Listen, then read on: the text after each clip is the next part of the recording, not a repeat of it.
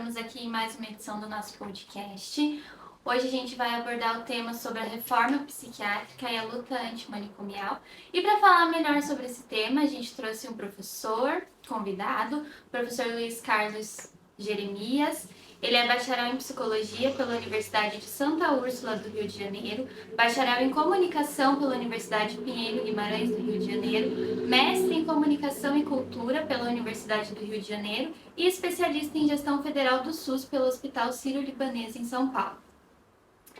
Então, eu sou Leandra, sou estudante do 6º período de psicologia. E para começar, pensando na importância da discussão desse tema, a gente separou algumas questões que o professor está respondendo para a gente. E o primeiro ponto que a gente queria saber, professor, é como que se davam os tratamentos dentro dos hospitais, dos manicômios, hospitais psiquiátricos, antes da reforma de 2001. Por exemplo, que a gente já ouviu muito falar sobre os eletrochoques, a lobotomia e psicocirurgias que ocorriam. Bem, então vamos lá. Você dá como referência a Lei Paulo Delgado, de 2001, né? Que foi uma lei que tentou reduzir as internações, né? Tenta até hoje, ela está em vigor, e promover o atendimento terapêutico, psicoterapêutico, no hospital dia, né? Mas a psiquiatria, pegando aí as práticas, ela nasceu na virada do século XVIII para o século XIX, em Pinel, e tudo tem lado bom e lado mau, né? O lado bom que geralmente se anuncia, se fala sobre a psiquiatria é o seguinte: antes de Pinel, as pessoas eram atiradas em asilos, né, em depósitos. Entre essas pessoas, tinha todo tipo de gente. Entre essas pessoas estavam aquelas que apresentavam a irracionalidade, dificuldades emocionais e por aí. O Pinel, o que ele fez? Ele disse: não, nem todo mundo aí, nem todo mundo tem por que estar nesse depósito. Tem aquelas pessoas que têm dificuldades mentais, né?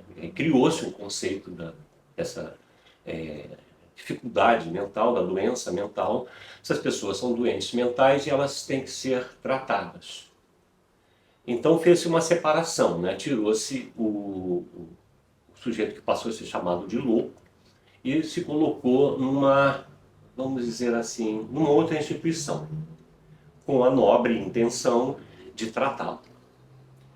Acontece que, na prática, esse lado bom, esse lado primariamente bom, que foi o da... vamos separar, vamos colocar as pessoas aqui que são, vamos colocar na época os vagabundos, pessoas antissociais, vamos separar aqueles que têm dificuldades mentais, vamos tratá-los. Tá, tudo bem, então criou-se uma instituição para isso, vários depósitos. Na França, isso ficou muito marcado, porque vários depósitos de gente passaram a ser manicômios, isto é, especificamente para loucos, e nascia a psiquiatria. O lado bom, então, seria esse, nossa, um lado até bem simpático. Nossa, então vamos tratar essas pessoas, vamos dar a elas possibilidades de ter alcance à razão, já que a razão a falta de razão era o problema delas, né, se compreendia.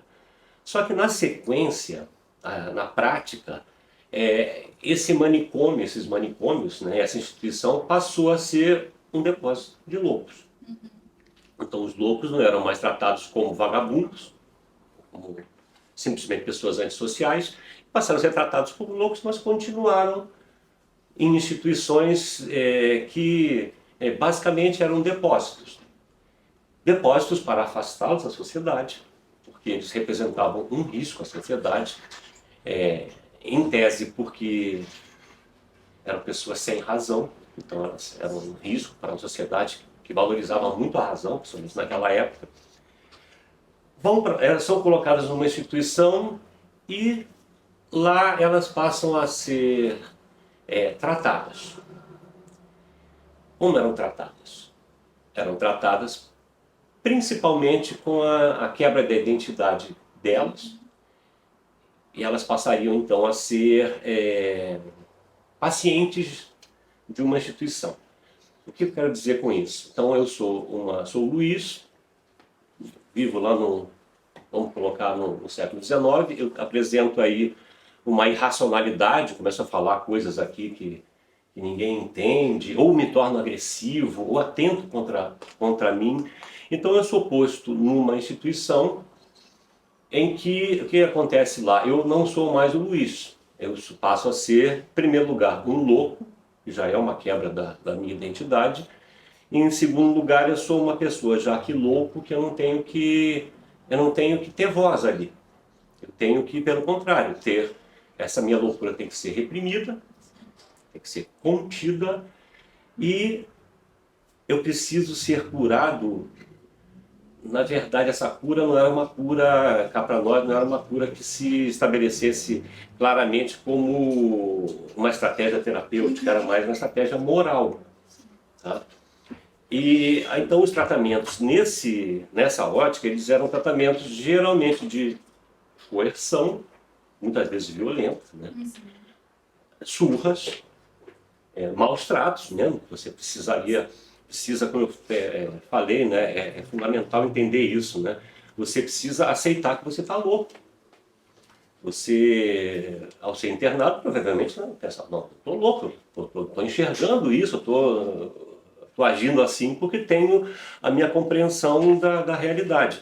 Entrando na instituição, você tinha que aceitar que não é, que você estava errado, que você estava irracional, que você, enfim. Então, isso era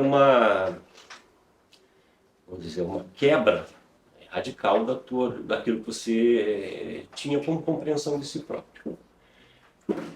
O tratamento psiquiátrico, ele se baseava nessas práticas.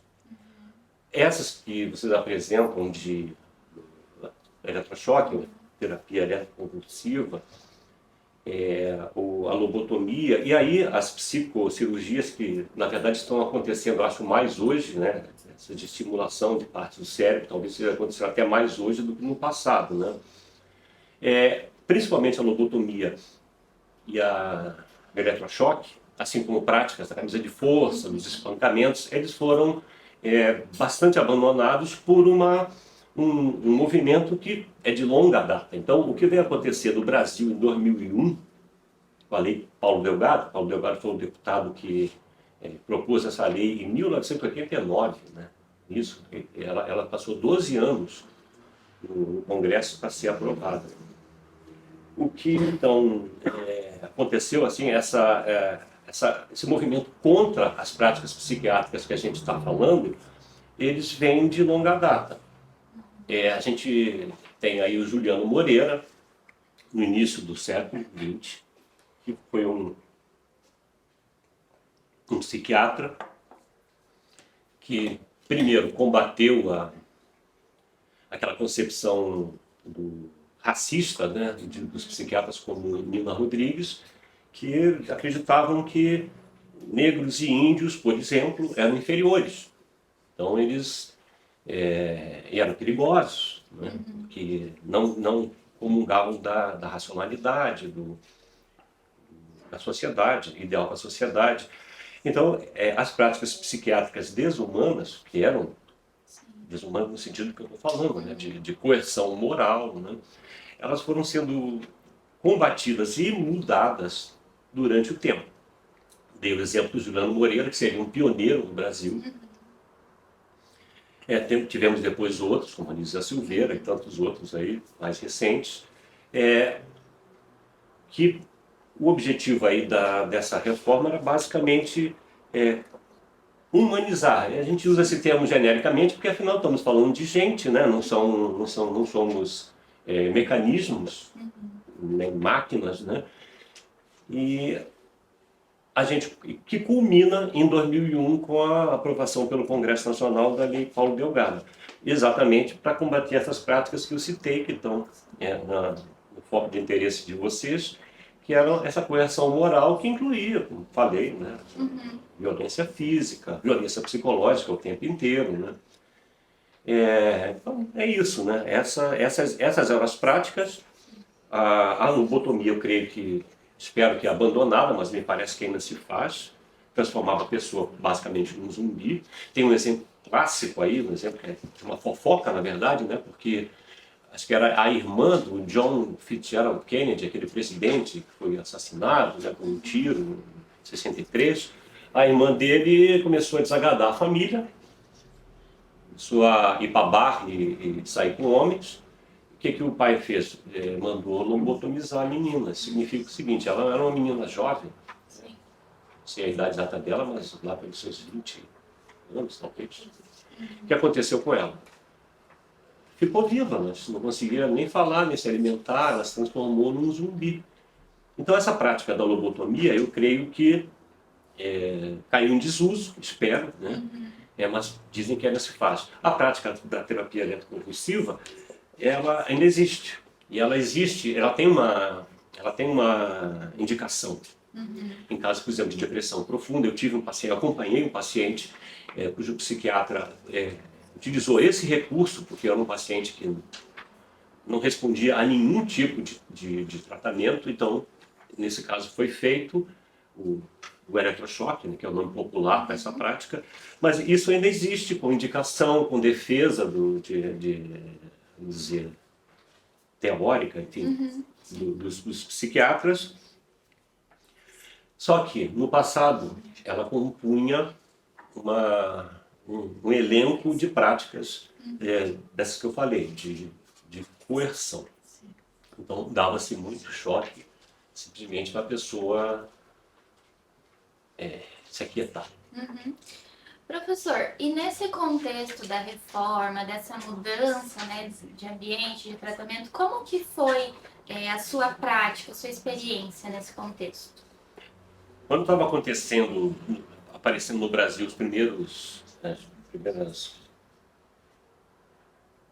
falas, né, primeiros discursos, nesse sentido, eu era estudante, eu era bem novo, né?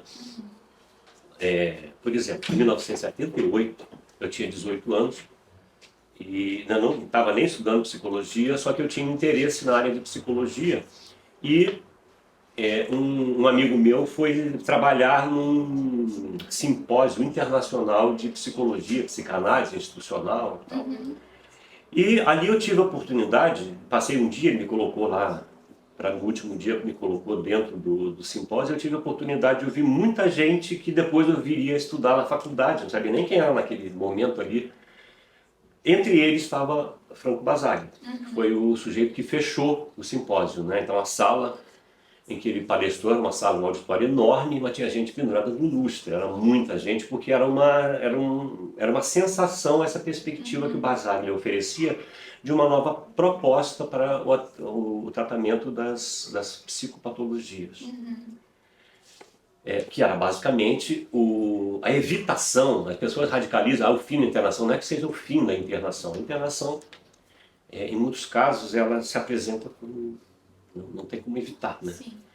Mas que haja uma possibilidade de atendimento, de assistência a essas pessoas sem a necessária internação, sem a consequente internação, porque quando você interna uma pessoa, falei das coerções, não existem mais as surras, espero que não, mas existe uma coerção moral, né?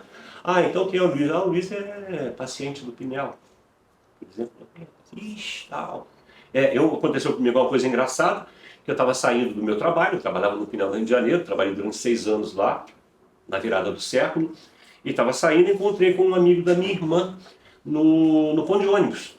E aí conversei com ele e tal, aí a minha irmã me liga, sei lá, minutos depois, horas depois, e assim, o Fabinho, dele é Fabinho, Fabinho, te viu saindo do Pinel, me telefonou para saber se está tudo bem com você. Quer dizer, o que eu quero dizer, né? Eu estava ali, bom, a situação minha, eu estava trabalhando, trabalhava naquela instituição, saí de lá, o cara me viu, já ia, ele está saindo, já ficou. Então fica você cria uma carreira de doente mental. Então essa situação, como eu disse, não tem as surras, mas continua tendo esse estigma. Né? Então o que eu acompanhei, né, nessa área da saúde mental, mesmo do projeto de reforma, ele diz respeito assim à minha experiência como estudante. Na época eu estava aí, no ano seguinte eu entrei na faculdade de psicologia, em 79, e como estudante a gente acompanhava esse movimento com muita simpatia, né? Porque nós víamos que o que a psiquiatria clássica oferecia a essas pessoas era uma... Gente, era surra, era não compreender, não escutar essas pessoas. As pessoas têm a sua razão, né? Aí tinha esse hospital de Barbacena, que a gente está passando ali no vídeo, né, que é um dos focos, parece, do filme, que era um depósito de gente. As pessoas... Bom, é inacreditável, né? Só mesmo vendo, só assistindo, né? Quem teve o desprazer de estar lá pode testemunhar. Era um horror, né? As pessoas ficavam abandonadas, né? Era um depósito. O que a psiquiatria se propunha a evitar era o depósito. Aquilo era um depósito, né? Assim como acontecia em outros, mas Barbacena ficou estigmatizado, ficou aquele exemplo da tragédia humana que foi a psiquiatria nessas práticas, né? Então a gente acompanhava, participava de muito, eu no caso participava de muito evento em que havia esse debate, e na prática a gente vê que o que se defendia era basicamente o que, por exemplo, acabei de falar do Juliano Moreira. O Juliano Moreira falava, não um século, mas quase um século, 70 anos antes, ele estava já lutando pelo melhor atendimento aos ditos loucos, né? Inclusive botava música, né, para as pessoas poderem ter um momento, vamos dizer, espiritual. A música tem uma coisa de espírito, entra no nosso espírito. Então ele usava o recurso da música, tratava as pessoas, tentava tratar pelo menos as pessoas, como gente, não como peças da máquina que estão com defeito. Isso na prática enfim, não dá para negar. O que a psiquiatria fazia era isso. Então eu acompanhei enquanto estudante. Quando me formei, fui trabalhar atendendo pacientes em surto. Então, só que eu atendia pacientes em domicílio. Pessoas que estavam em surto, as famílias com problemas com qualquer dos seus membros, me chamavam, às vezes de madrugada, e lá ia eu para tentar resolver situações dramáticas que essas famílias, essas pessoas, esses pacientes acabavam se envolvendo. Bom, coisas de só gastar mais do que tem, né? Aí os casos graves, como agressões, né? Tentativas de suicídio. E também estive ali em instituições acompanhando esses pacientes, mas instituições privadas, tá? Nessas instituições privadas, o que eu percebia lá, pegando esse tema da psiquiatria da reforma, era que diferia muito pouco dos depósitos. Sim. Diferia muito pouco. O que acontecia de diferente ali? No hospital público, como o de Barbacena, que é uma comparação terrível, porque é o extremo do terror, ficavam lá as pessoas sujas, jogadas, né, se banhando em esgoto, sabe? Enfim, uma situação calamitosa. E como eu fui em alguns hospitais, clínicas psiquiátricas mais privadas no Rio de Janeiro, nossa, era bonito de ver lá, um ambiente agradável, mas na prática o que acontecia é que aquelas pessoas, o objetivo principal ali era de afastar as pessoas da sociedade. Afastar a família realmente fica muito cansada com esse tipo de casos, né? Então ali ainda eu sentia que havia já uma mudança na perspectiva da saúde mental, até por conta de filmes como aquele que estava falando, Em Nome da Razão, né, que a gente estava comentando aqui antes de começar, que denunciou na época o Hospital de Barbacena, e toda essa movimentação que veio da Itália, de Franco Basaglia, que vinha de Fritz Lang, outro psiquiatra, se não me engano, dos Estados Unidos ou da Inglaterra, não sei quem falava inglês, não me lembro agora qual a pátria exata dele, e outros que denunciavam essa situação nada terapêutica da psiquiatria. Eu tive aí, até para resumir, bem mais tarde, a partir de 1999, eu já tinha me embrenhado por outra profissão, pode-se dizer, outro ofício de comunicação. Então eu fui trabalhar no Instituto Felipe Pinel, no Rio de Janeiro. E no Instituto Felipe Pinel, aí eu pude ter um exemplo prático, uma vivência prática do que é a reforma psiquiátrica ou movimento antimanicomial, porque lá era uma das linhas de frente desse movimento no Rio de Janeiro.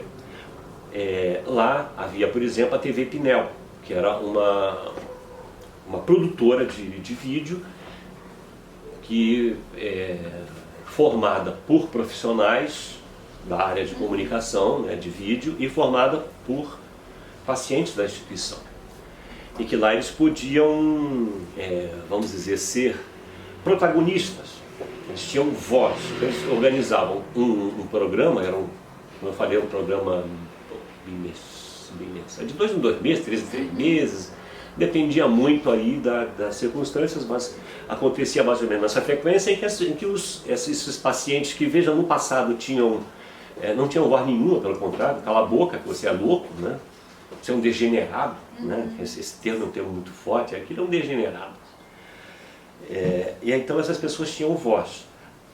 Além disso, o Instituto Felipe Pinel, que fica lá em Botafogo, no Rio, uma coisa que me surpreendeu lá é que tinha muita gente internada, que 99% dos casos ficavam em total liberdade pela instituição. Tive várias experiências até engraçadas com as pessoas lá, que iam na minha sala telefonar para o Shah Reza Pahlavi, lá do Irã, iam telefonar para, enfim, todos os personagens, vários personagens que você possa imaginar aí, e a gente tinha uma relação bem direta com essas pessoas, né? Agora, o que me chamava a atenção, que aí tem a ver com esse movimento, é que em torno do Pinel, ligados, né, eu tendo o Pinel como um centro ali de gravidade, né, gravitacional, e tinha muita gente. E muita gente que ia lá, em termos de hospital-dia, para ser atendido no hospital-dia, que era uma alternativa para a prática psiquiátrica clássica, e gerar renda para si. Então eles trabalhavam lá, né, com arte. Tinha o Papel Pinel, que era uma oficina de produção de papel e de arte no papel, que ele fazia muitos caderninhos, muitas obras em papel machê e outras coisas. A gente inclusive ajudou, quando eu trabalhava no Pinel em comunicação, eu não trabalhava em psicologia, a gente levava, por exemplo, shows. De mês em mês a gente tentava levar um show, alguém para se apresentar lá. Não tinha pagamento, não tinha nada, era colocar lá, traz o equipamento, bota a música aí e vamos lá. Enfim, aí era um dia de festa. Sim. Né?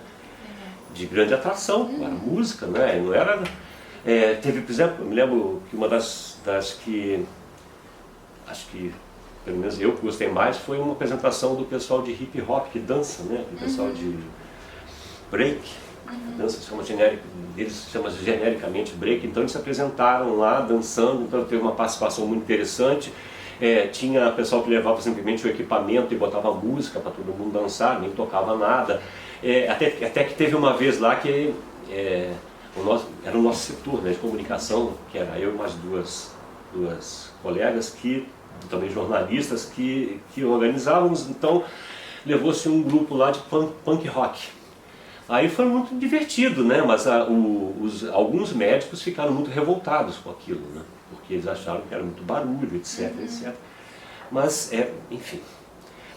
Então, no Pinel, com todas essas atividades que a gente organizou, lá tinha aquela aquela ginástica, Tai Chi. Tinha Tai Chi, tinha atividade de esporte, tinha gente que a gente levou lá a Elba Ramalho na época para falar aos pacientes, funcionários e tudo. Enfim, ia muita gente lá para inclusive apresentar outros tipos de trabalho que acontecia. Tinha um grupo de música que era feito por psiquiatras e pacientes, que fez vários shows lá. Eu não me lembro agora o nome do grupo, mas enfim. Então a minha experiência nessa área da psiquiatria e da reforma psiquiátrica teve essa situação de eu ver a coisa meio que nascer no Brasil, acontecer, e depois, mais tarde, em 1999, quando estava chegando quase estamos conseguindo a aprovação da Lei Paulo Delgado, eu fiquei lá até 2005, então eu pude ver na prática, assim, como que fazia bem aquelas pessoas. A gente, por exemplo, tinha reuniões com a diretoria, estava lá os pacientes falando, sem nenhuma desrazão, né, sem nenhum, estavam ali falando, argumentando do que acreditavam ser melhor, né, para eles. Muitas vezes assembleias mesmo, em auditório, que a gente fazia uma ampla discussão. Enfim, a minha participação aí nessa questão da reforma psiquiátrica se deu principalmente nesse período, que foi bem o período em que foi aprovada, né, foi votada e aprovada a Lei Paulo Delgado no Congresso. E, como disse, foi uma iniciativa, né, todo esse movimento, ele nasceu de uma iniciativa de dar voz às pessoas. Eu não preciso ser só chamado de maluco, degenerado, não. Eu tenho a minha voz, cara, né? Eu tenho a minha voz e quanto mais eu tiver essa minha voz, eu acho que melhor vai ser para mim, para minha família, claro que há casos e casos, não tem que ser, e até para a sociedade, de forma geral. Eu sou a Amália, aluna do 6º período de Psicologia, e vim fazer mais umas perguntas para o professor Luiz. Professor, eu gostaria se o senhor podia citar alguns sinais precoces da esquizofrenia. Da esquizofrenia. Olha só, eu, na minha prática assim, profissional, né, eu nunca trabalhei muito com diagnósticos. Tá? Eu, inclusive, acho o diagnóstico importante porque é um momento assim, em que você tem uma definição situacional ali do quadro do paciente, mas o diagnóstico ele tem um problema colateral, que a gente estava falando de carreira de doente mental, né, é estigmatizar a pessoa, e ela se transforma, então, não é mais a Amália, por exemplo. Aquela maluca, degenerada, esquizofrênica, enfim. Mas eu trabalhei com muitas pessoas diagnosticadas com esquizofrenia, né? Bastante. O que eu percebia? E eu tive também um colega, que até já morreu, um colega na época, ele tinha mais ou menos a minha idade, eu fiquei sabendo pelo irmão que também já morreu, que ele tinha falecido, mas ele... eu vou até usar como exemplo esse menino, chamava-se Breno, porque foi uma situação de vida, fora até da profissão, e que me mostrou bem esse aparecimento súbito, para mim foi súbito, né, de sinais desses que você perguntou, né, de esquizofrenia, vamos dizer, de uma dissociação, de uma divisão mental muito, muito grave, né. Usando o Breno como exemplo, uma vez ele foi na minha casa, nós morávamos muito próximo lá no Rio, e como a gente conversava bastante e tal, nesse dia eu comecei a perceber que ele apresentava bem aquele, vamos dizer, o sintoma clássico, né, da esquizofrenia, que parece que a pessoa estava vivendo em várias realidades, ou pelo menos duas realidades, né. O que eu quero dizer com isso? Estávamos lá conversando, né, então vamos dizer a nossa realidade, nós estávamos formando naquele momento. Daqui a pouco ele falava com ele mesmo, falava assim para o lado, né? Daqui a pouco ele falava, não me lembro o assunto, mas ele dava falava algo sobre algum assunto que nós estávamos tratando, que era totalmente exótico, sabe? Não é um exemplo que tenha acontecido, mas como que a gente... vou tentar dar um exemplo dessa coisa exótica. Você está naquela conversa genérica do tempo, por exemplo, vai fazer sol, aí ele vinha, por exemplo, falava do planeta Saturno, ou falava que... Um assunto Nada a ver com o que Pois estava é, sendo isso falado. me chamou a atenção, depois eu até fiquei sabendo logo na sequência que ele teve esse diagnóstico, né? Até aquele momento eu não tinha noção. Então, esses sinais, a pessoa que está observando e querendo identificar, eles apontam muito para isso, né? Uma Uma dissociação. uma dissociação. Quando o Freud descreveu a psicose alucinatória, que até dá aquele exemplo daquela moça que teve uma desilusão muito grande com o namorado, né? E vinha pedi-la em casamento, não foi, e aí ela cria uma realidade paralela, né? Na cabeça dela. É, é exatamente essa percepção. Parece que a pessoa vive numa realidade totalmente paralela. E Paralelas. não tem relação aqui com a nossa realidade. A gente, você vê, a gente até hoje, em termos do Brasil, a gente vê que isso não é uma característica apenas de determinada pessoa, uma ou outra, que a gente possa classificar como esquizofrênica, mas a gente vê, por exemplo, hoje no plano político brasileiro, as pessoas trabalharem com noções supostamente de realidade que não correspondem nem um pouco à realidade. Então, a gente vai dizer o quê? Então, a gente vive uma sociedade que está se esquizofrenizando? Quem sabe, talvez, a gente possa dizer isso, só que é preciso que se pense, enfim, que se faça uma avaliação mais precisa. Mas chama atenção, a gente tem exemplos aí que nem seriam de alguém especificamente desse sinal psicótico da realidade. Outro dia eu vi um programa em que o sujeito fazia uma afirmação que não tinha nenhuma base porque estava desmentida por uma publicação oficial. Mas a pessoa insistia que isso é mentira, é fake news. Está na publicação oficial, você está dizendo que isso não é assim, então tem alguma coisa errada. E isso chama atenção no momento brasileiro agora, que parece que atinge muita gente. Mas em termos do paciente específico esquizofrênico, tem essa, eu acho que a principal sinal é essa percepção que você possa ter da pessoa que ela vive numa realidade naquele Paralela. momento paralela, parece que tem uma dissociação. E a gente não pode esquecer que, subjetivamente, qual é o motivo disso, né?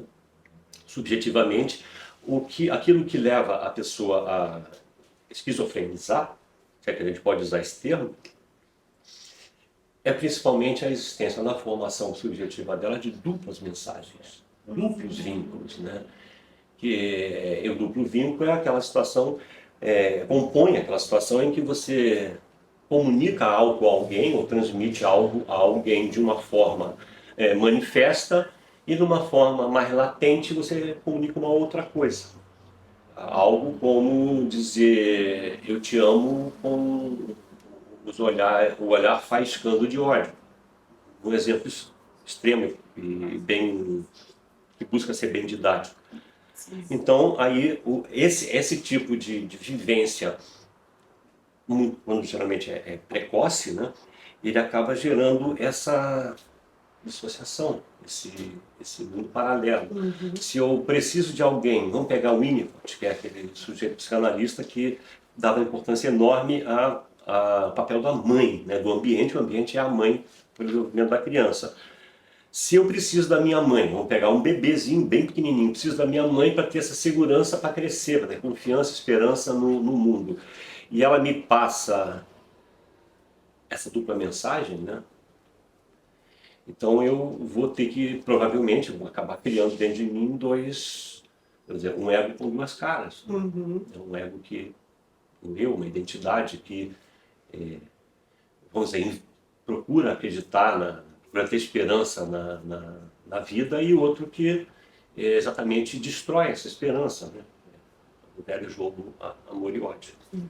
Então eu acho que, em termos de sinais, essa despersonalização, essa realidade paralela, essa dissociação seria o mais evidente. Uhum. E aí você perguntou dos sinais e tem mais alguma coisa? Não. Não, seriam os sinais. E agora eu gostaria que o senhor me falasse assim, qual seria o melhor método de tratamento, pensando que a maioria das famílias não dispõe de condições financeiras nem psicológicas para auxiliar no tratamento do esquizofrênico, né? Falando que agora não temos mais os manicômios, né? Teria o hospital dia agora, né? Então, no seu ver, qual seria a melhor maneira, o melhor tratamento para ele? Então, o melhor tratamento, no caso o poder público, a partir da Lei Paulo Delgado, ele se direcionou para o hospital dia, né? Os CAPs, né? O melhor tratamento a gente estava conversando até um pouco antes de começarmos aqui, esse termo está na moda, o empoderamento da pessoa. Para que a pessoa possa ter uma experiência de responsabilidade com a vida, né? Acompanhada. São pessoas que têm, a gente estava falando da dissociação, são pessoas que têm dificuldades evidentes. Sim. Né? E dentro dessa perspectiva, a atenção à família, ela é essencial. Essencial, não tem muito como encaminhar uma melhoria no tratamento de qualquer paciente, pelo menos principalmente com esse diagnóstico, sem a atenção à família. A atenção à família tem dois planos, aí, dois objetivos. O primeiro, adoece uma pessoa da família, subjetivamente, mentalmente, então é evidente que tem participação de todos, é evidente, né? A família ela tem papéis distribuídos, né? Então, é evidente que aí e num plano terapêutico, para o paciente, se você puder abordar a família, entender os papéis, como funcionam, aquelas funções, né, ali, ajuda muito. Seria um tratamento não só pro doente, né, o paciente, mas e sim para a família toda, para saber como Exato. trabalhar Acaba isso. sendo um plano terapêutico que, em tese, pode beneficiar a todos. Sim. Porque as pessoas podem entender qual a dinâmica daquela família, por exemplo, que levou a que aquele membro específico, entre aspas, enlouquecesse, né? Começasse a viver, a delirar. E o outro plano que é importante também é o da assistência à família. Você falou da questão psicológica, de poder suportar, né? Conviver com uma pessoa que está delirando boa parte do tempo, alucinando, então muitas vezes agressivo, né? Geralmente até agressivo. Né? Eu sei que eles são agressivos porque eles escutam voz e eles estão se defendendo, eles acham que estão sendo atacados, então eles se tornam agressivos porque eles querem se defender, né? É uma forma de compreender, sem dúvida. E no mundo, vamos dizer, psicológico, de acordo principalmente com a psicanálise da escola inglesa, a fantasia tem uma importância enorme, exatamente isso que você está falando. Ela tem a fantasia nessa abordagem não é alguma coisa, está fora da realidade. Não, a fantasia é a base da realidade. É a realidade dele. Exatamente. É a realidade. Aí você pensou, fantasiou, aconteceu dentro da sua cabeça. Sim. Então é importante trabalhar com isso, né? Então a forma de acompanhamento, eu acho mais adequada aí no caso, como a gente estava falando, você tentar não internar a pessoa, não retirar, tentar, né? Há casos em que isso é necessário, não retirar a pessoa do seu convívio, atender a família para que ela possa ter, e isso é difícil, viu? Ter consciência enfim, da sua participação nas dificuldades daquele membro. Geralmente ele segura coisas, episódios, histórias, né, da própria família que estouram nele, né, mais ou menos, quase que em alguns casos essas pessoas, esses membros da família são eleitos para apresentar aquele tipo de comportamento. Né? Em resumo, eu acho que sempre o melhor atendimento, isso dentro da nossa perspectiva aí da reforma da psiquiatria, do movimento antimanicomial, da humanização do atendimento, como a gente está vendo, vem desde aquele psiquiatra Juliano Moreira. Juliano Moreira. Então, sempre tentando que essas pessoas tenham voz. Tenham voz para quê? Para que você possa entendê-las e você possa ter uma intervenção terapêutica mais adequada. Se você simplesmente as deposita, se você simplesmente as coage moralmente para que elas aceitem que elas são degeneradas, não tem voz, não tem, vamos dizer, cura. Porque isso não é cura. A esquizofrenia, quando é tratada, as pessoas conseguem ter uma vida normal até dentro de um tratamento medicamentoso e psicoterápico, né? Tem vários casos de pessoas que conseguem ter uma vida normal, desde que estejam sendo tratadas, né?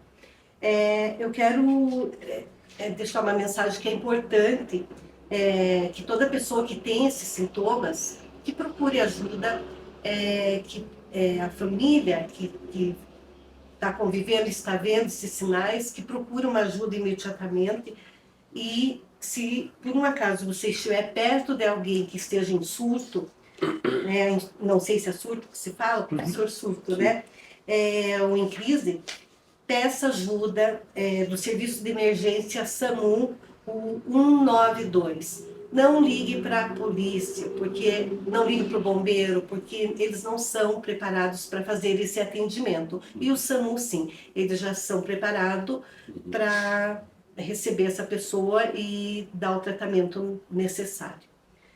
Muito obrigada, professor. Me chamo Maria Cláudia, eu sou aluna do 6º período de Psicologia. Quero fazer uma pergunta para o professor Luiz a respeito da luta antimanicomial. Qual é a luta que nós enfrentamos aqui no nosso Brasil com relação a isso, professor? Com relação de resistência,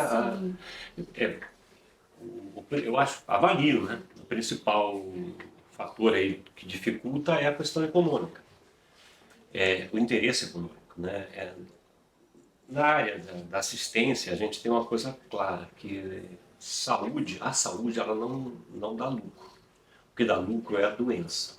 E como é uma sociedade, a nossa aqui, que ela está cada vez mais assim, comprando, né? Incorporando essa noção de que o importante é se dar bem, o importante é o meu lado, é o meu ganho, o que eu vou tirar dessa situação em termos de lucro. Então você cria aí um grande problema, porque se eu penso assim, ou como eu estou imaginando que, né, se pensa assim, as pessoas não são mais gente, não são mais gente com as quais eu tenho identidade, elas são objetos, são coisas que servem para me dar algum ganho. No caso da psiquiatria, você veja, ficou a Lei Paulo Delgado 12 anos no Congresso para ser votada, né? E por que isso? Porque é muito difícil votar uma lei? Não é, né? Não é muito difícil votar uma lei. Ela passa numa comissão, ganha adendos, algo é tirado, algo é posto e se vota, né?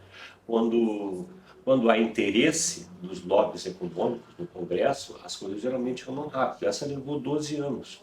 Por quê? Porque há não posso generalizar, mas há uma psiquiatria, há uma instituição de psiquiatria cujos membros lucram bastante com a doença das pessoas que eles atendem. Eu não estou generalizando, há de todo tipo, né? Assim como em todas as outras profissões e em todos os outros lugares, há gente de todo tipo, mas muitas vezes parece que é hegemônica essa postura de, às vezes, adoecer mais o paciente. Quando você tem uma intervenção terapêutica que não leva em consideração, isso é a minha compreensão, né? Não leva em consideração a pessoa que está doente, o que você faz? Você está dizendo a ela como ela deve se portar, como ela deve ser, e isso não a ajuda muito, porque não é dela a compreensão de como deve se portar ou como deve ser. Ela pode, no máximo, assim como a gente estava falando que o tratamento da psiquiatria se desenvolveu, ela pode, no máximo, fazer o que você quer por coação. É aquela situação clássica de ou você toma jeito, ou você age com racionalidade, ou ninguém vai falar mais com você, você vai ficar isolado, então você pode até se sentir coagido a ter determinados comportamentos.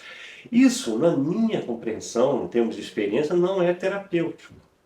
Não é terapêutico. Então, é, essa questão que eu estava falando da lucratividade, da imposição, então, de um padrão de comportamento, e um padrão de comportamento que agrada a um sistema social ou a alguns setores de um sistema social, isso é sempre um atraso, um impedimento para que se avancem com atendimentos, com assistências, com procedimentos mais terapêuticos para as pessoas que apresentam aí dificuldades em determinado momento da vida, ou de forma mais ampla ou menos, né?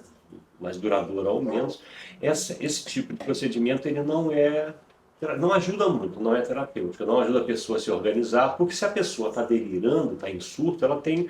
Gente, o delírio dela, o surto dela tem uma lógica para ela, pelo menos. Então, para tentar ter uma intervenção terapêutica, você precisa compreender, dar voz, o que nós já estávamos falando, a essas pessoas, a essa pessoa.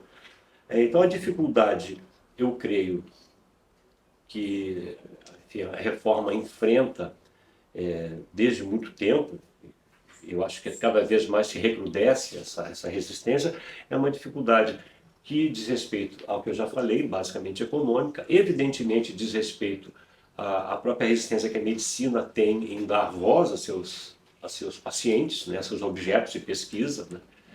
Então, esses elementos eles são os principais. Um diz respeito diretamente à economia, ao faturamento, e o outro diz respeito a uma situação de poder. E aí tem sempre que se lembrar, tem um autor quase não, indispensável para se entender a história da loucura, que é o Michel Foucault. Tem um livro sobre isso, a história da loucura, exatamente com esse título, em que ele mostra aí essa questão do poder na sociedade, como você acaba, com a criação do conceito de louco, de loucura, você acaba agindo como um poder coercitivo, disciplinar muito forte sobre não apenas as pessoas que enlouquecem, mas toda a sociedade, como um exemplo negativo. Olha, se você não tomar jeito, você vai ficar que nem o Luiz, maluco. Vai ser internado, vai apanhar, vai sofrer. Tá? Então, essas dificuldades que dizem respeito, repito, à questão econômica, essa questão mesmo política, de poder, elas são as principais. Tá? As outras, eu creio que a gente pode tratar como mais secundárias, mas essas são estruturais, são muito fortes, né? Que envolvem, como a gente está falando, dinheiro, ganhos e poder. E as estatísticas nos mostram que nos últimos anos vem crescendo muito, talvez pela vida mais agitada que temos, ou falta de nos organizarmos melhor. Então, tem aumentado muito os problemas de doenças psiquiátricas nos dias de hoje.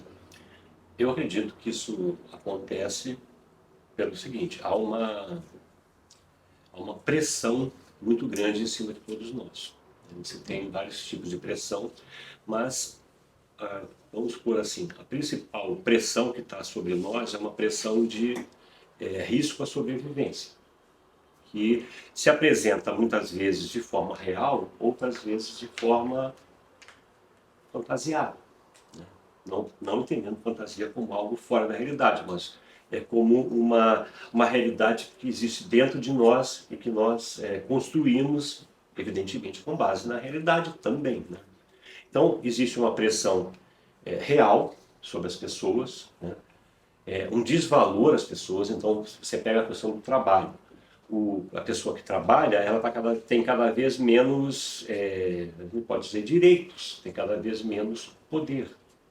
Cada vez menos ela tem a capacidade de...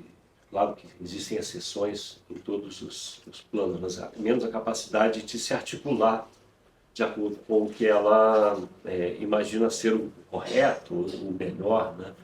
Essa pressão, ela traz um grande desvalor pessoal, né? A pessoa, vamos dizer, um torpedeamento da autoestima e gera incentiva que haja um estado de angústia constante, de ameaça constante.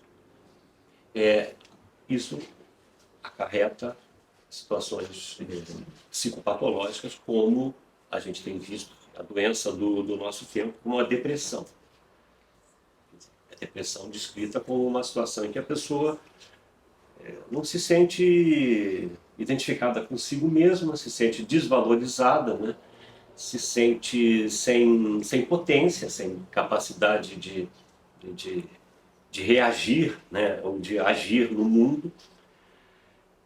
E, enfim, é uma realidade que em boa parte, depende muito da estrutura da pessoa, claro.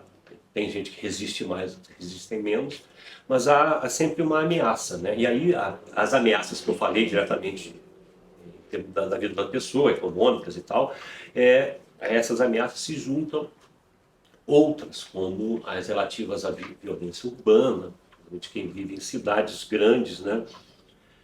Enfim, que nos colocam sempre numa situação de propícia que a gente desenvolva um mal-estar interno com determinadas características, ou a depressão, ou outras, para se defender, se gere sintomas obsessivos ou mesmo psicopáticos, né? Então, essa é a nossa realidade. Então, cresce, evidentemente, a ocorrência, cresce a procura aos serviços e pelo que a gente está vendo, não há muita, assim, se tem em vista uma perspectiva de melhora nesse sentido. Até porque, a gente estava falando, né, tem esse sistema que se beneficia com a doença. E, assim, ele não... esse atendimento humanizado, como a gente estava falando, ele é quase que, acredito eu, quase que um inimigo dessa tendência. Você tem que atender a pessoa, você tem que coisificar mesmo a pessoa, pelo menos nesse plano. Obrigada, professor. Olá, gente. Meu nome é Felipe, eu sou estudante do 5º período de Psicologia e a gente vai retomar aqui as perguntas, tá? Professora, eu gostaria de saber, a gente fez algumas pesquisas, tá? E a gente vê que alguns médicos psiquiatras, eles negam a eficácia da luta antimanicomial. Como que o senhor vê isso? Eu não sei bem assim negar a eficácia. A luta antimanicomial é uma luta que tenta, a gente já está falando, dar voz aos pacientes, aos usuários do sistema de saúde mental. Então, a eficácia disso, puxa vida, não sei nem como é que se nega isso, mas a eficácia me parece mais de trazer um compromisso do profissional ou da instituição com a pessoa que está apresentando dificuldades. Então, o que se propõe na luta, essa luta antimanicomial, é basicamente isso. Propõe-se que cessem as internações de hoje para amanhã. Não é isso. As internações, elas acabam tendo que existir por medidas, principalmente no caso de uma internação, que seria um caso extremo, a partir da lei Paulo Delgado, a partir dos riscos que essa pessoa pode oferecer a si mesma e as pessoas que convivem com ela. Então, são motivos para que, por exemplo, haja internação. São os motivos extremos. No caso nos outros casos, a busca de atender em ambulatórios, no caso hospital-dia, é difícil negar a eficácia disso, porque claro que temos que ver caso a caso, mas porque as pessoas ali elas têm uma convivência umas com as outras, compartilham mesmo os problemas que enfrentam, isso é muito positivo, né? Você não se sente só, né? Você se sente identificado com outras pessoas que têm os mesmos os mesmos delírios, os mesmos problemas, as mesmas angústias que você, né? Então isso costuma ajudar bastante, né? Um elemento que a gente estava comentando já aí anteriormente, que pode trazer para alguns psiquiatras essa resistência, é a questão que eu já falei, saúde geralmente não traz lucro. O que traz lucro é a doença. Então, vai acontecer de ter psiquiatras, de ter profissionais que vão se sentir ameaçados até nos seus ganhos e vão se sentir ameaçados no seu poder, né, de determinar o que é saudável ou não, que é uma coisa que o médico, felizmente ou infelizmente, eu acho que muito mais infelizmente, é um vício do atendimento médico em todos os planos, né? Geralmente o médico não te olha enquanto um todo, enquanto uma pessoa, ele te olha enquanto um corpo que uma das peças, né, uma máquina lá, que uma das peças deu problema, mais ou menos como um automóvel, um carro, você leva no mecânico, o carro porque deu problema no ar-condicionado, você leva no carro porque deu problema no câmbio, e assim acaba sendo, em boa parte, o atendimento médico. E a psiquiatria não é da medicina, então ela vai tender a especificar o problema, não vai ver a pessoa como um todo, e isso reforça o adoecimento, reforça a dificuldade da pessoa, e nesses alguns psiquiatras, certamente há aqueles em que veem com muito incômodo o empoderamento dos pacientes, porque isso vai lhes tirar, já disse, poder e até ganhos. Então, eu acredito que, não sei qual é a argumentação que os psiquiatras podem apresentar contra esse movimento, mas geralmente, na minha experiência, as resistências que eu observei foram nesse sentido. Principalmente, aí pelo menos fica o discurso, ninguém vai dizer, o cara não vai dizer que ele vai ganhar menos com isso, mas é aquele discurso mesmo de que ele que sabe, né? Acaba sendo o sujeito, o médico acaba sendo o sujeito que sabe o que é bom para você e o que não é bom. Tá? Por quê? Porque ele conhece fisiologia, porque ele conhece a histologia, enfim. O que não significa que seja melhor para você, já que nós não somos, pelo menos eu acredito que não, nós não somos uma máquina com peças funcionais, né? Somos pessoas que temos aí uma vida mental geralmente muito rica. E aí nós precisamos ter esse protagonismo na nossa vida, né, enquanto pacientes. É que assim, eu acredito que esse tratamento humanístico, ele vai trazer para o paciente uma qualidade de vida muito melhor, eu acredito. E isso que o professor falou é muito verdade, que a gente olha o paciente e parece que o médico transforma o paciente numa máquina, né? Ver como. Isso é uma abordagem histórica, é funcionalismo, né? Então, as coisas, isso socialmente existe, né? Abordagens funcionalistas da cultura, da sociologia. Você vê no caso da sociedade fica bem, eu acho que é um exemplo bom, porque você vê a sociedade como um todo. Todo mundo no mesmo barco, todo mundo de forma igual. Gente, não é assim. Em nenhum momento da história ou será assim. Está todo mundo no mesmo barco, todo mundo com o mesmo poder, o mesmo... Não, existem grupos, classes, existem, sabe, inúmeras divisões, entre as quais algumas têm muito poder, né, oprimem até outras e vice-versa. Então, essa compreensão mais funcionalista, mecanicista, né, é uma compreensão que não leva, uma lógica, uma ótica que não leva em conta a pessoa.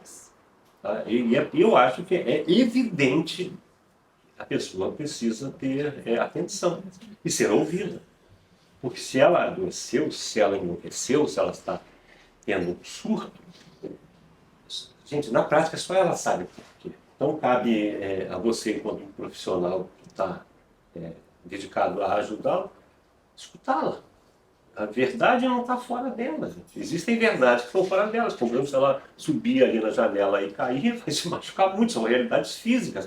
Mas dentro do adoecimento, é inevitável receber atenção, o que a gente chama de subjetividade da pessoa. Por que esse delírio? Tem uma história.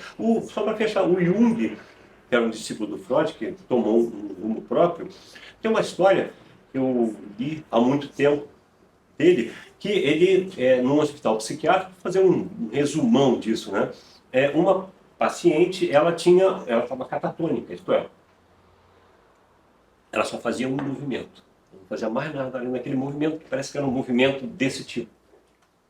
E aí o Jung se interessou, foi pesquisar, o interesse pela história da pessoa, foi pesquisar a história dela e descobriu ali um fato que trouxe uma hipótese muito plausível para a história do adoecimento dela, que é que ela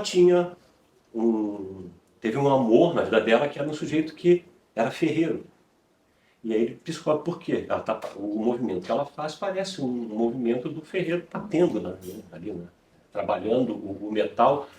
Então você veja, nesse pequeno exemplo, a gente vê o Jung, né, no caso, como é que ele foi procurar uma forma de ajudar essa pessoa? Observando a história dela. Ela é catatônica. Catatonia é o estágio final, né? Acabou. Os psiquiatras até falam que a esquizofrenia ela é processual, ela começa de uma forma geralmente simples, evolui, tem a hebefrenia, tem a paranoide e acabou. Quando a pessoa vai ao fundo do poço, chegou, é uma morte em vida, seria a catatonia. Então, mesmo no caso desse, o Jung pôde ter essa sensibilidade de pesquisar, bom, o que tem algum sentido naquilo ali, naquele ato dela, naquele movimento contínuo, quase que espasmódico dela? Então, ele cria uma hipótese. É plausível, é possível que a gente possa entender que na vida dessa pessoa, assim como o Freud exemplificou, acabei de falar agora há pouco, aquela situação da moça que esperava um pedido de casamento, o cara nem apareceu, nem pedido nem apareceu, ela cinge o ego, faz uma realidade paralela, nem que ele tinha aparecido, ela está vivendo uma vida feliz. Por que não pensar, então, que nesses casos acontece essa cisão do ego, né? Cisão da nossa sanidade, não pode dizer, um evento traumático. Foi o evento traumático que causou? Não, ele desencadeou, provavelmente. Né? Não foi assim, caiu do céu o evento traumático, não. A pessoa vivia ali uma situação de certa fragilidade, pode imaginar. Aconteceu alguma coisa que a dissociou, que causou para ela uma decepção monumental com a realidade, porque não criar uma realidade paralela, né? É como eu digo, isso não é assim, aconteceu. Provavelmente a pessoa já apresentava uma fragilidade, né, de acordo com a história dela. Mas essa questão, só para fechar, a questão da história da pessoa é fundamental. Então, como é que você pode ser contra abordar a história da pessoa? Você sabe o que é bom para ela? Você, né, o psiquiatra sabe o que é bom? Se eu der um estímulo cerebral, a pessoa vai ficar boa? Vai ficar boa e certamente vai ter, como no caso extremo da lobotomia, ela vai ter efeitos colaterais graves, como se transformando no zumbi. Voltando ao exemplo da parente do Kennedy Last, que era a irmã dele. Então ela parou de incomodar a família. Parou de ir para os bailes e, como eles diziam lá, andar com os homens lá, estavam preocupados com isso, o que ela estava fazendo. Parou por quê? Porque ela morreu em vida. Aí como é que dá para ser contra, né, uma abordagem que dá atenção à pessoa? Muito obrigado, professor. Eu me chamo Neísa, sou estudante de psicologia do 6º período. Então, vou fazer mais uma pergunta aqui para o professor Luiz. Professor, a questão aqui que a gente falou, então, da luta antimanicomial, tira ali muitos hospitais, né, psiquiátricos do campo ali de internamento e surgem os CAPs, né? O que o professor vê nessa questão dos CAPs, a importância disso para a sociedade e para esse tipo de paciente? A gente já estava falando, o Hospital Dia. O Hospital Dia, ele tenta fazer o quê? Evitar a internação. Por que evitar a internação? Porque a internação é feia, boba? Não, porque a internação tira a pessoa do seu contexto de vida. E, falei, ela acaba criando uma carreira de doente mental. Então, acaba tendo uma identidade, ela acaba sendo imposta a ela uma identidade que não vai lhe ajudar muito. Então, o CAPS, eles são iniciativas muito interessantes, assim como outras residências terapêuticas, por exemplo, que buscam, vamos pôr assim, acaba se retomando o mesmo termo, humanizar, né? Tratar as pessoas como elas são, gente, né? Pessoas, seres humanos, enfim, e que tem uma lógica de funcionamento. Então essa lógica de funcionamento é delas, elas enlouquecem, surtam, enfim, por essa lógica de funcionamento. Então, e os CAPs, eles surgiram a partir da Lei Paulo Delgado. Antes disso, falei, tinha sem esse nome, Franco Basaglia na Itália, ele propunha um atendimento próximo à comunidade. O CAPS, ele tenta fazer isso. A gente falou da importância que o CAPS tem que dar à família, por exemplo. Tem que dar importância, tem que ter algum tipo de assistência à família. Senão, fica difícil para a família lidar com as dificuldades que o paciente em surto causa, e também a família precisa compreender que muitas vezes, diria que quase sempre, a família ajuda muito a pessoa a ter dificuldades psicológicas. Então, esse tipo de atendimento é um atendimento que é muito, muito, muito mal. Aparentemente, obviamente, me parece, muito mais profícuo, muito mais efetivo do que a mera internação, a mera retirada da pessoa da sua realidade. Retirada da realidade vai ter que função na prática principal? Acalmar a família, né? Tirar aquele problema da família, só que aquele problema da família não vai sair assim, simplesmente com a internação, ele vai continuar existindo, só que internado, né? Então o CAPS ele é uma solução terapêutica que eu acho bem adequada para o momento. No atual momento brasileiro, na verdade, falando de momento, o que eu fico sabendo, o pessoal, trabalhei no Ministério da Saúde há muitos anos, é que os CAPs estão sob ataque, né? Porque trata-se de nós temos agora aqui um governo que praticamente ele coloca o Estado contra o cidadão. E aí o serviço, né, de saúde mental ele tem sofrido muitos ataques. Os ataques acontecem com a retirada de recursos, com o cancelamento de determinados programas. E, só então para citar e para fechar até a nossa reflexão, o sistema de saúde único, o sistema único de saúde do Brasil, o SUS, ele tem uma solução fantástica para aproximar os sistemas de saúde, inclusive da saúde mental, das pessoas, que são os agentes comunitários de saúde, são o programa Saúde da Família, que o agente comunitário, para que ele existe? Para ir à casa das pessoas, nos ambientes em que há maior dificuldade, geralmente os ambientes de populações mais pobres, né? Então há essa assistência direta lá que é muito importante. Enfim, para o que nós tínhamos de psiquiatria no passado, eu acho que não tem como negar que o CAPS, essa proposta é muito mais efetiva em termos de saúde mental, de assistência à saúde. No momento hoje, como o professor falou, realmente a gente está vendo algumas dificuldades do CAPS com relação a tratamentos por conta de recurso mesmo, né? Não para psicólogo, não para o pessoal mesmo, não para. E aí eu vi uma reportagem falando e das pessoas entrevistadas era a Danise lá, no hospital. E ele saiu de lá, ele ficou 25 anos internado lá. Quando ele saiu, ele começou com atendimento no CAPS e o que ele sentia muita necessidade era isso, de um tratamento contínuo com um único terapeuta, né, um único psicólogo, né, vários profissionais, mas ele disse que mudava-se muito os profissionais e isso para ele era uma dificuldade. E eu acho que o professor falou que era uma questão que eu até ia comentar e perguntar o que o professor achava, mas o professor já me respondeu. A questão da falta de investimento ali naquela área faz com que realmente não seja tão funcional quanto precisaria ser, né? A questão do recurso tem um dado assim, interessante, em termos assim, concreto que a gente vive hoje. Nós temos hoje um governo com uma participação maciça de militares.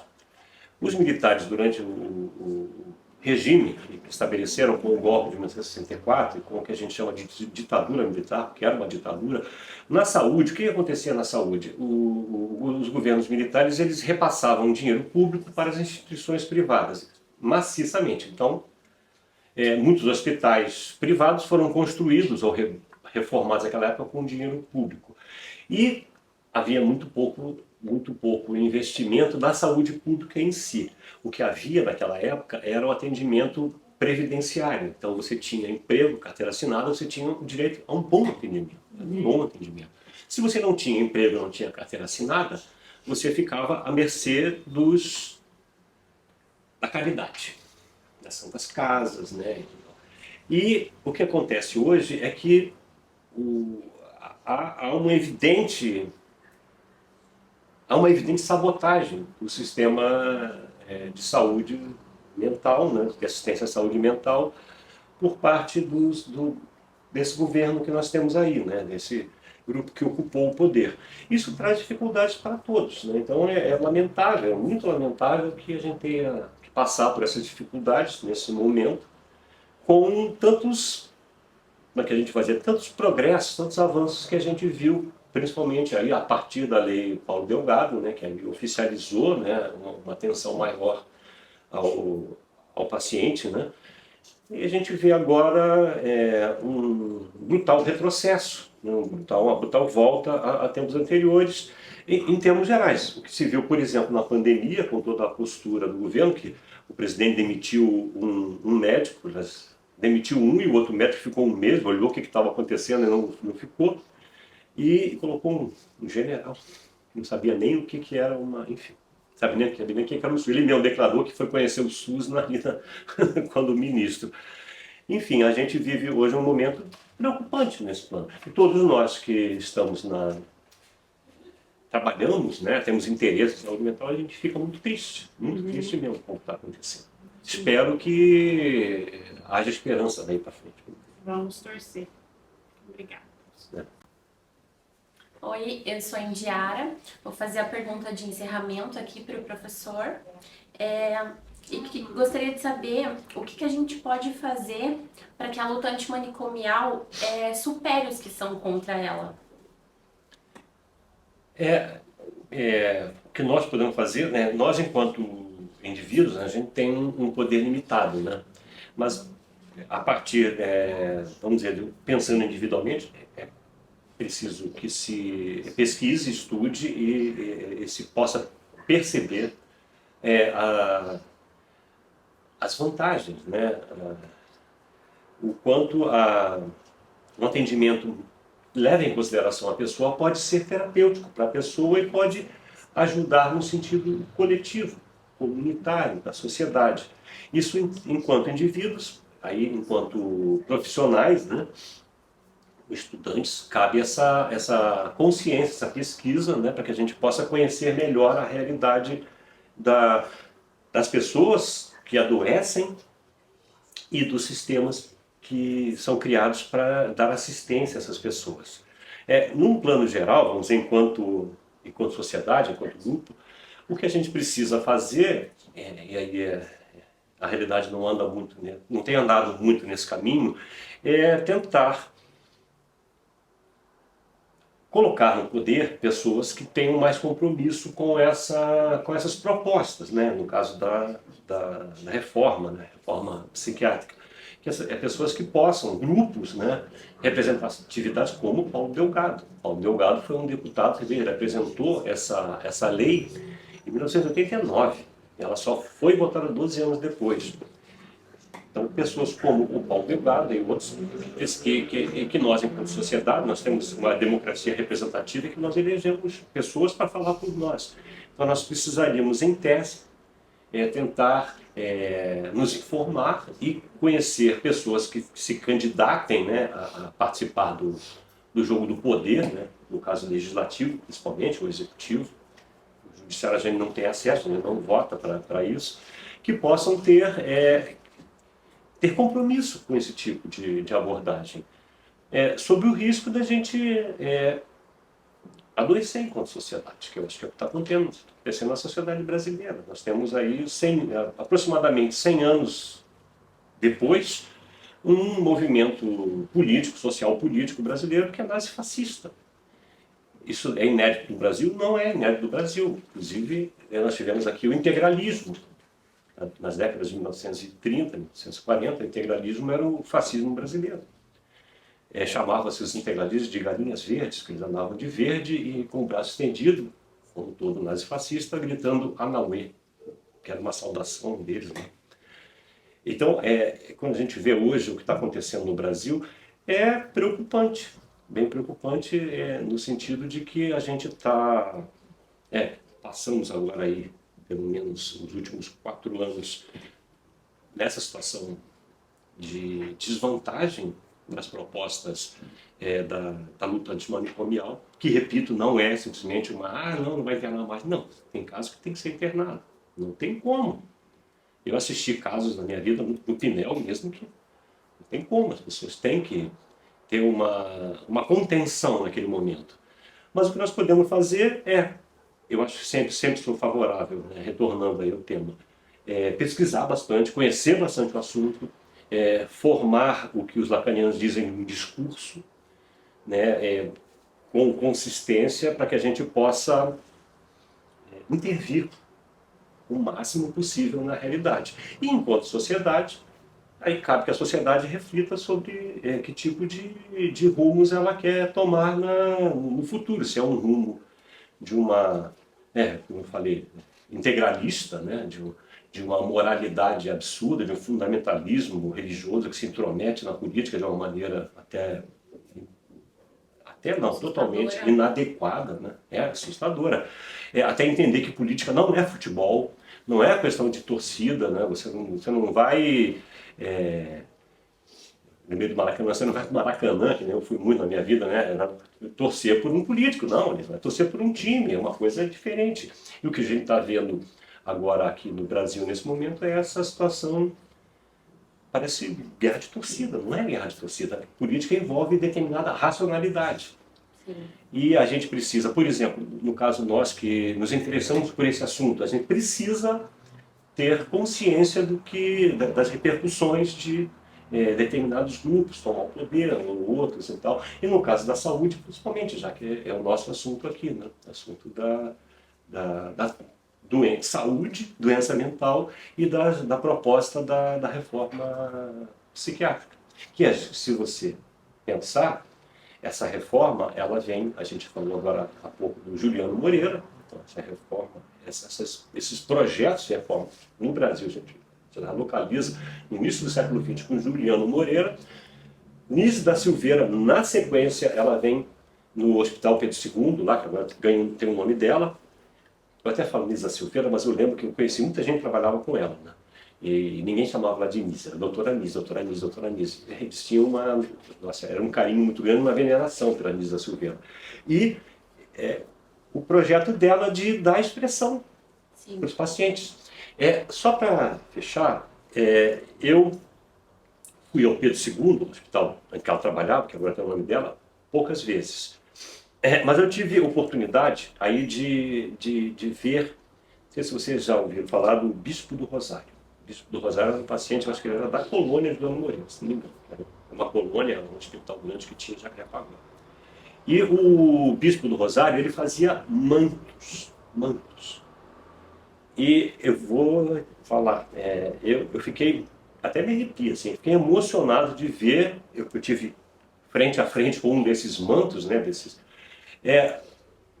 a lindeza, a beleza, a exuberância que aquele homem um homem negro, né? Então um homem negro, pobre, então tratado, principalmente quando ele foi internado, ele passou décadas, né? Passou quase a vida inteira internado, tratado como uma escória da sociedade. Ele não é, era tratado, os degenerados, o lixo da sociedade.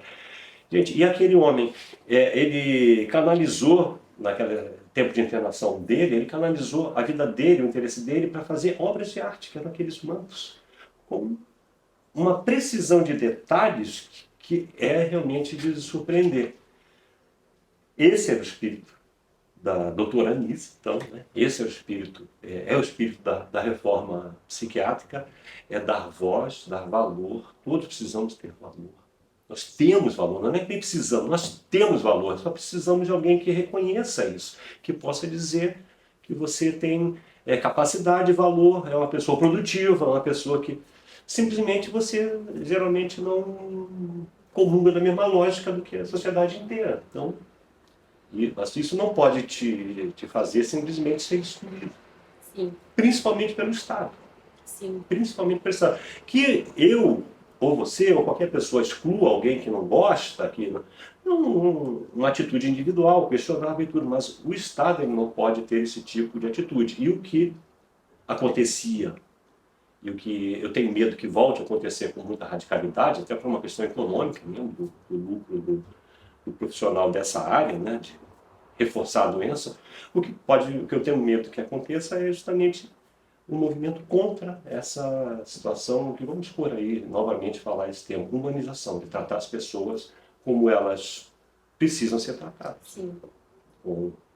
Quem tem o saber sobre elas são elas, não é o psiquiatra, não é o psicólogo, não é ninguém fora delas, são elas. O que precisa é de ouvido para escutar, né? Para ouvir o que as pessoas têm a dizer e para tentar, da melhor forma possível, ajudá-las, né? Dar potência, força a essas pessoas. Da voz, né? Para essas pessoas. Dar voz a elas. Isso aí acontece não só no plano da saúde mental, como se você pegar, por exemplo, no plano da cultura. Eu desenvolvi até outro dia fiquei sabendo que eu tenho um livro publicado nos Estados Unidos chamado Street Lit, literatura de rua. E que eu estou citado nesse livro porque eu escrevi um texto, eu tenho um livro, na verdade, foi meu TCC, né, da formação de jornalista, que é sobre o hip hop. E que, fazendo uma comparação, exatamente o pessoal do hip hop, marginalizado, de favela, né, de periferia, sempre foram tratados como bandidos, assassinos, né? E aí, da década do Brasil, né, da década de 1980 para cá, aparece um movimento dessas pessoas que querem voz, e aí começam a fazer letras de música, dançar, fazer um tipo de música diferente, pinturas, né, aqueles grafites. É a mesma lógica. Então, da mesma forma que essas pessoas precisam de voz para poder se expressar e sair desse lugar de só é xingado, essas pessoas que nós compreendemos como pacientes, como pessoas em dificuldades, em surto, elas precisam da mesma forma disso, até mais. Porque estão numa situação muito fragilizada e precisam de pessoas que pelo menos tentem me compreender. Que caminhem, né? Nessa discussão para quebra desses estereótipos, né? O estereótipo não engana ninguém. Não engana ninguém e não ajuda ninguém. Exatamente. Você classifica uma pessoa pela estética, né, é uma atitude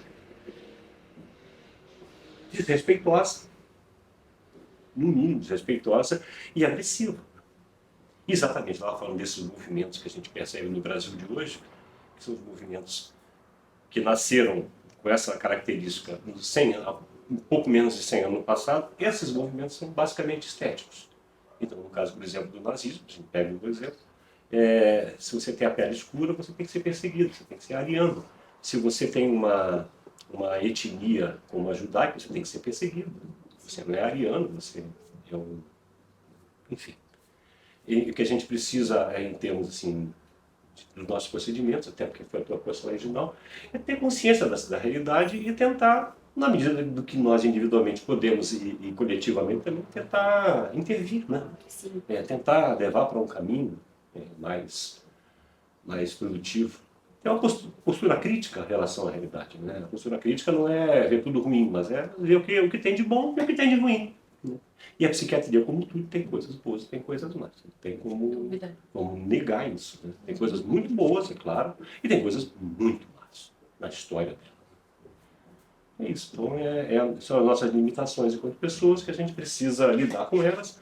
Eu acho que dessa forma, né? Nós individualmente só temos essa possibilidade de conhecer mais sobre os assuntos e tentar ver onde é que nós podemos participar, né? Ampliar, né, esse Exato. diálogo nesse assunto. Exatamente. Trazer essa conversa à Exato. tona, né? É isso aí. Bom, eu gostaria de agradecer, em meu nome e das demais colegas, a participação do professor Luiz, que se dispôs um pouco do seu tempo e do seu conhecimento para a gente ampliar o debate, né, em questão da saúde mental, os pacientes esquizofrênicos. E vamos encerrar por aqui. Não se curem além da conta.